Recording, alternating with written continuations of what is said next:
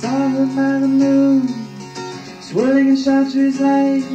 My umbrella left its handle and flew off into the night. In a maze of Cali refugees, I shuffled through my coat, then flicked my cigarette butt off towards a sinking boat. Mr. Fumble with his walking cane proceeded to knock me out, and when I finally came to, poor Sally began to shout. She said that she was frightened, I said that I agreed. When someone slips a punch into your Earl Grey tea. Speeding through the headlights, the cab began to roll. So by the time we started moving, we had to stop and pay the toll. Outside the window Sally dangled, and I wasn't amused. Then she handed me a carrot, and you knew that I refused. But oh, tell me twice, the first time just wasn't enough. Now you really think it's nice of me to put up with this stuff? So we made it to the circus, in the watering hole I ran, and some midget with an arrow started wanting me to see a van. The tower slowly tilted, but nobody seemed to care, till Jeffrey with his looking glass climbed Rapunzel's hair. But still the heat kept falling, but my vest was misplaced, and Charlotte kept scratching until her shoes were erased. Hors d'oeuvres flitted about, and I managed to score an olive, but Charles wouldn't take it, though he said it was kind of me to give. Sometimes I hear your airplane soaring in the sky, but it's raining in the mountains and I prefer staying dry. I think often of you, but does it do me any good? I can just imagine someone shouting, go and fetch more wood. Oh, tell me twice, the first time just wasn't enough. Now you really think it's nice of me to put up with this stuff? Saint of purple laugh as the fellow cleaned his cheek. Since last Friday he's been drinking, which has been about a week. But I just keep inhaling all these toxic ankle rubs, and people singing badly from inside the public pubs. Charlotte turned up missing, and I'm imagining the worst. Some say it was poison ivy, even though they said she'd burst. But that's a single tragedy in 100,000 more. I wonder why no one's dancing as I'm drug out on the floor. She whistled in my ear and thumbed me in the eye, but that's not the worst of it. I found out later she was a guy. So by this time I was finished, but Sally stole my briefcase as I hid her little sister behind a giant vase. But oh, tell me twice, the first time just wasn't enough.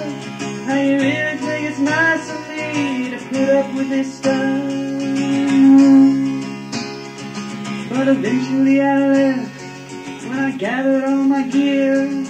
Driving was the easy part, but the driver couldn't steer. We wound up in a ditch some 30 miles from home. I thumbed a ride from Charles, but he kept handing me his comb.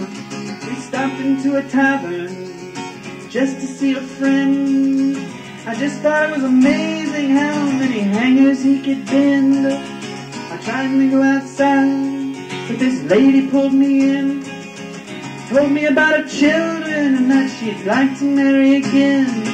A blue haze entered my vision at about the 10th round, and from all those gin and tonics I couldn't hear a sound.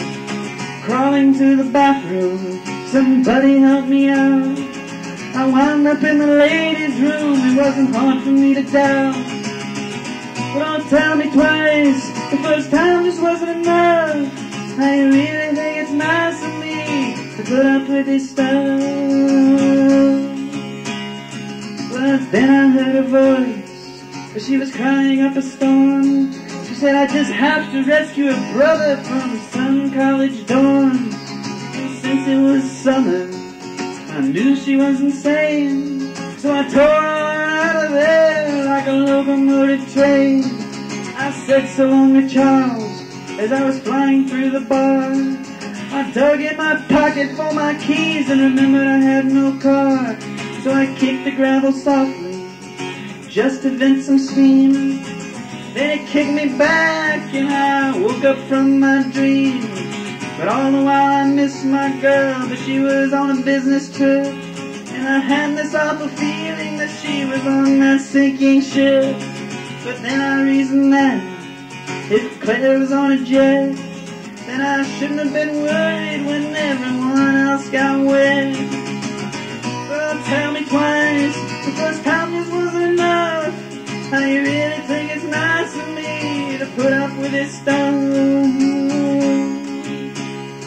But regardless, I said, when I realized where I was at, I'm glad you haven't left me. And she adjusted the thermostat. I tossed my blanket in the air just to see where it would land. She hurried to the fridge to get a drink and came back with one in each hand. She asked me to explain myself, so I recalled my nightmare. And I said, well, so what do you think? The only answer was a blank stare. Eventually she came around and admitted that she travels a lot. But no matter how it seems to you, there is no sinister plot. And I complained to her that in the dream, as she got onto the plane, that she said it'd be nice if you went out, but that's when everything went insane. She said none of this is my fault, that it's me who likes things quiet. And I said I just can't get used to parties, but she said that tomorrow we'd try it. But don't tell me twice, the first time just wasn't enough. How you really think it's nice of me to put up with